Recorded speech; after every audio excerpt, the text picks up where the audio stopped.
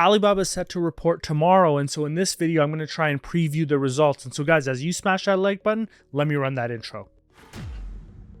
What's up guys, and welcome back to the channel. And as many of you guys are aware, Alibaba will report results tomorrow morning, and so I'll be here to do the preview like I always do. And so if you guys are interested, they will be hosting a conference call at 7:30 a.m. US Eastern time. A lot of the Patreons, a lot of people on this channel generally participate in that call, or sorry, they'll dial in into that call, and you can get access to that on Alibaba's website. There are links to pre-register for that conference call if you're interested. Is that Alibaba's shares have been trending upwards leading up to the conference call, and I think one of the reasons why that's happening is because people are sort of like dialing in and reading sort of like what's happening with the company. And I think what they're realizing is that the share price is much too low right now. As of the recording of this video, the share price is about to get to around $78. It's still under $80 per share, but it's no longer in that $60 per share area. And I think up until the close of reporting today, or close of the market today,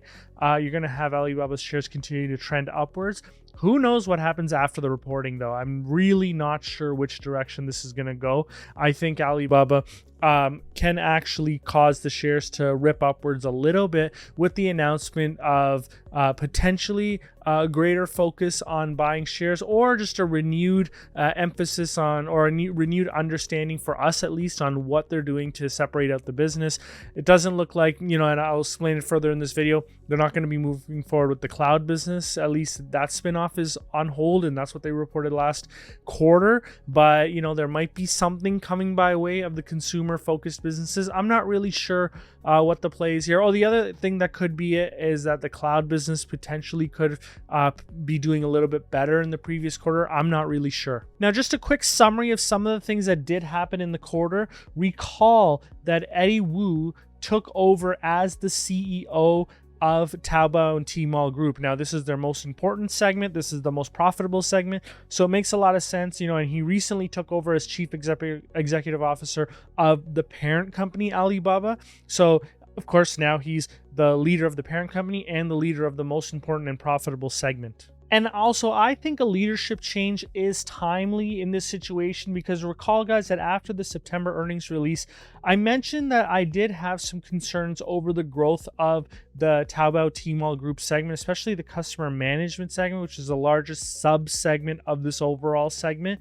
I think, you know, that I mentioned actually that I was going to take down my expectations, which I ended up doing, which brought down my valuation slightly of Alibaba. I mean, the company's still trading at around half of its intrinsic value, so it's not really that big of an issue when it comes to a buying decision. But at least in my opinion, for my own portfolio, I'm not giving you guys advice, but you know, this is a big scare for a lot of people, and I think it's just timely. It makes a lot of sense to have less leadership noise. You know, the CEO of the parent group is a CEO of this group as well, and so I think you'll have a little bit more consistency as they try to turn this thing around. Now, I mentioned earlier in this video that there are still considerations for shopping around the consumer facing assets such as Fresh Hippo and RT Mart.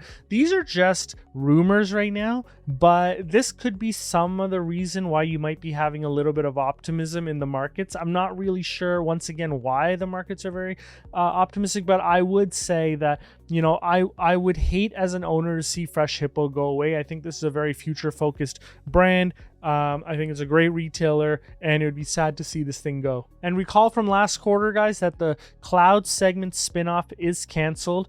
Remember, they said that they decided not to proceed with the full spinoff, and largely it was because they were having problems, or at least they said that they were having problems with the US export ban. I don't actually think that's the issue.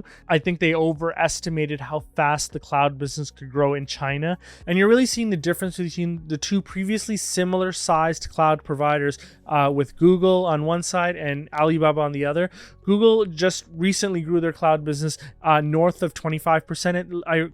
if I recall correctly, and Alibaba is not anywhere near that. And obviously, of course, these are different markets, but the original pitch to us as investors was that the Chinese market was going to grow faster, and it just really hasn't materialized in the cloud space. And this is what the presentation looked like last quarter. So you can see that revenue grew 3% year over year for 6 months ended, and only 2% year over year for 3 months ended.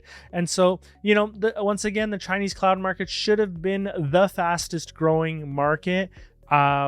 Definitely should have been faster growing than the North American market. And I just think that Alibaba is really underperformed here. And so there's a lot of concerns that I have over the cloud segment. Now, another item to recall is, remember guys, that they started paying out a dividend last quarter. So they started paying out $1 per share.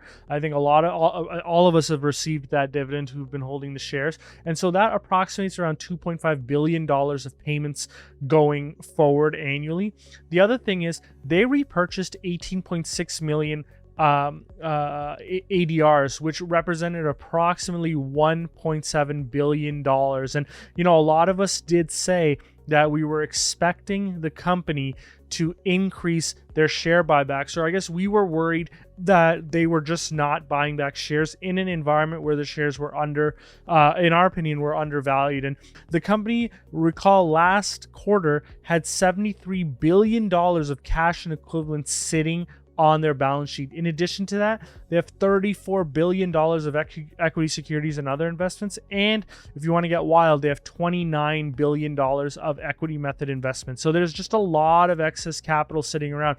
This one is probably not something that they'll liquidate to buy back securities, maybe not even in the equity securities, but you can definitely use the $73 billion to buy back shares, especially in an accretive fashion, because the share price is really, I would say, in my opinion, undervalued. Now, it wasn't all bad news in the quarter. Recall, guys, that international is a bright spot.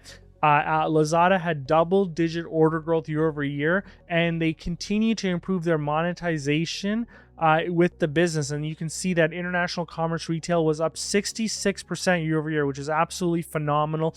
And it was actually even faster in the previous quarter, up 73% year over year. So I expect the trend to continue here. I didn't build this into my valuation. I wanted to see one more quarter of it before I get a little bit more optimistic on the international segment, but I do expect the international segment to continue to outperform this quarter. So overall, there's just a lot of uncertainty surrounding that buyback program. Are they going to increase the share buybacks in this accretive environment or not? That just seems to be what a lot of investors are waiting to understand, and hopefully they can provide a little bit more disclosure about what their plans are going forward. The other thing is, how is the cloud business doing? And of course, the most important question, I think this will move the stock the most, is how is that Taobao segment doing? Are we at that 4% year over year growth area, or can we get that back up to the 8, 9, and potentially even double digits? I think once we get that back into the double digits, I think the share price rebounds a little bit at least. And a lot of us were forecasting that around the 7 or 8%. So the fact that a lot of us had to decrease that expectation, that of course being the most profitable business, or essentially the only majorly profitable segment for the business, brings everything down. And so will they reverse course, or are we sticking with our lower valuation models with this business going forward, which I mean is still valuing the business more than double what it's currently trading at, but not the best look for Alibaba in an environment where people are looking for some good news. So we'll see how that plays out. Now, I want to know from you guys what you guys are looking to understand from the conference call. Let me know so that I'm aware of it when I do the first look. If you have any questions, let me know. And of course, like I always say, guys, the Alibaba model that I mentioned in this video